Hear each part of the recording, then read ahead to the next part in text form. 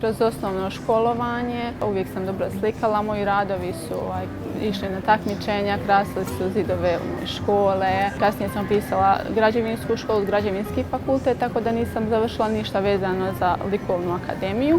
Imala sam što veliku ljubav prema slikanju, tako da sam ja to nastavila kroz hobi. Kući sam slikala, tehnike sam učila sama ili preko interneta, preko YouTube kanala. Zavisi sve kako kupci traže, ali ja najviše volim da radim motive svog grada Mostara, to su mostovi, odnosno ulice grada.